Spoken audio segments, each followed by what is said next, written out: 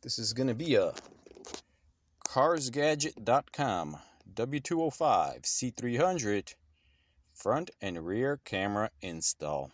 This car did not come with it, so I am installing it.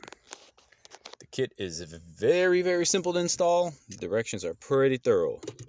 So, to get yourself started, you open up your center console. You have to remove this trim piece. They give you two little orange trim remove tools. Pry up on the edges, pull up, and it will just pop right off. And it will expose a T40 here and a T40 here. And this will allow you to pull up the center console. You basically pry from here up, and it will come off. You'll have a few connectors here. This one right here, locked position, you push the tab down. When you push it like this, it pops out.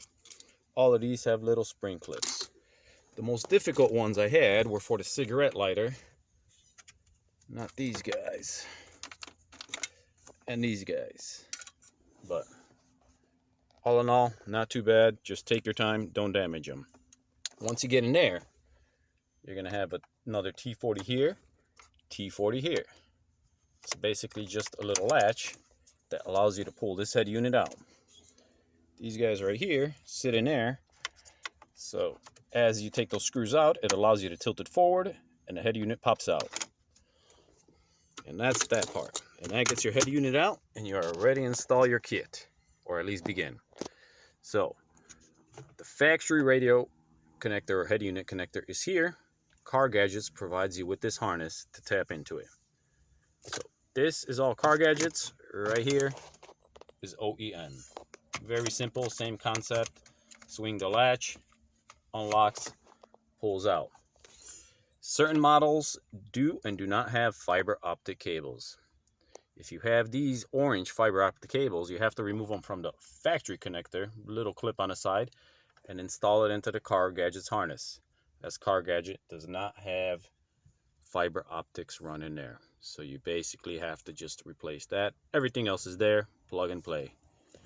Only other one is, depending on the model, it may be blue or gray. This blue connector right here is the DISP, or display. They provide you with this harness. So the blue connector here originally was in a head unit. You disconnect it, plug it into their module, and then they give you this wire here to tap in. So you're basically tapping in to your head unit display with this module here. Very simple. This other one here, if you notice here, I'll show you. On the Car Gadgets, or Cars Gadget, this is the CAN bus. So this is where the communication goes through. Very simple. Black connector, plugs in the back, blue connector display, and then there's that little guy right here, which was, I believe, okay, that's the CAN bus. No, that is, oh sorry, that's the display cable. So the factory cable is here coming out from your wiring harness, and that would be the output, which ends up going into your head unit here, and it is green. And they tell you that if the colors do not match, if it's not blue or gray and you have something else, email them and they will tell you what's up.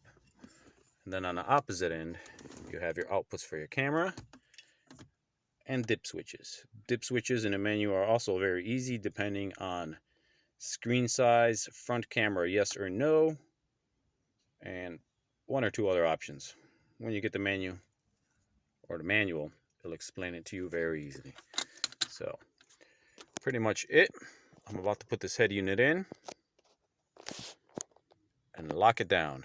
And next is mounting the rear handle camera and the front camera, which goes under the emblem. And then it's just a matter of running the wiring harness, connecting in here. And you have a little purple wire. You have all these other wires here. They are unused. You only need the purple wire. The purple wire. Here's your bundle of cable wires. if you will find the end that plugs in your AV cable has a red wire. Both cameras have this red wire. Both red wires go to that purple wire, and that's what supplies the positive power to your cameras. Very simple. On a side note, difference in harnesses is nothing really. The front camera has this white wire connected. The rear camera has the white wire cut. Leave as is. That's how the system identifies which one's the front camera, which one's the back camera.